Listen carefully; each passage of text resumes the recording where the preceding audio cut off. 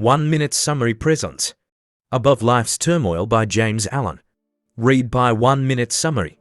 Originally published in 1910. This is a production of the 1 Minute Summary. Chapter 2. The Immortal Man. Immortality is here and now, and is not a speculative something beyond the grave.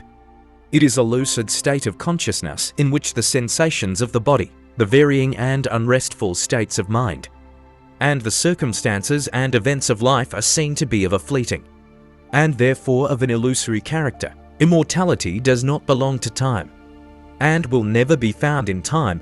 It belongs to eternity, and just as time is here and now, so is eternity here and now.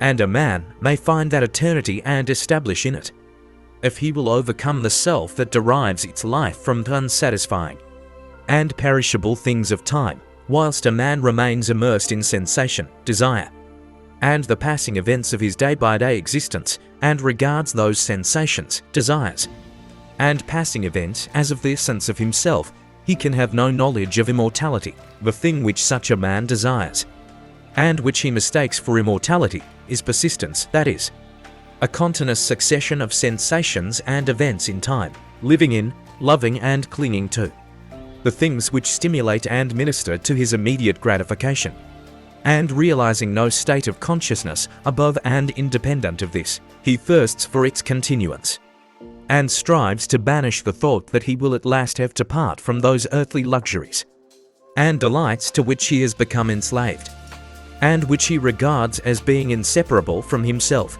Persistence is the antithesis of immortality, and to be absorbed in it is spiritual death. Its very nature is change, impermanence.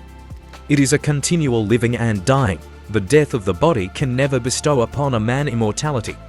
Spirits are not different from men, and live their little feverish life of broken consciousness, and are still immersed in change and mortality. The mortal man, he who thirsts for the persistence of his pleasure-loving personality, is still mortal after death, and only lives another life with a beginning and an end, without memory of the past or knowledge of the future. The immortal man is he who has detached himself from the things of time, by having ascended into that state of consciousness which is fixed and unvariable, and is not affected by passing events and sensations.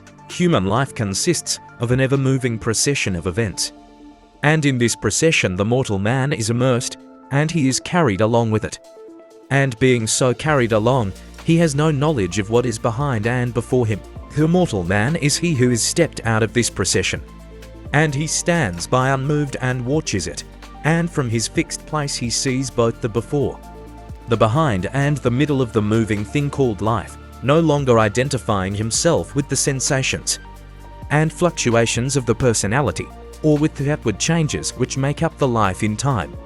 He has become the passionless spectator of his own destiny and of the destinies of the men and nations. The mortal man, also, is one who is caught in a dream, and he neither knows that he was formerly awake, nor that he will wake again. He is a dreamer without knowledge, nothing more. The mortal man is as one who has awakened out of his dream, and he knows that his dream was not an enduring reality, but a passing illusion. He is a man with knowledge, the knowledge of both states, that of persistence and that of immortality, and is in full possession of himself. The mortal man lives in the time or world state of consciousness, which begins and ends. The mortal man lives in the cosmic or heaven state of consciousness, in which there is neither beginning nor end, but an eternal now. Such a man remains poised and steadfast under all changes, and the death of his body will not in any way interrupt the eternal consciousness in which he abides. Of such a one it is said, he shall not taste of death, because he has stepped out of the stream of mortality, and established himself in the abode of truth. Bodies, personalities, nations, and worlds pass away, but truth remains, and its glory is undimmed by time.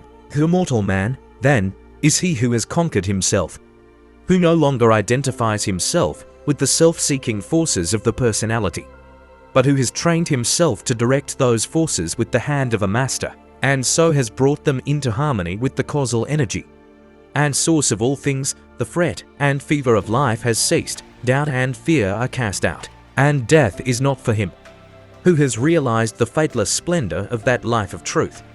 By adjusting heart and mind to the eternal and unchangeable verities,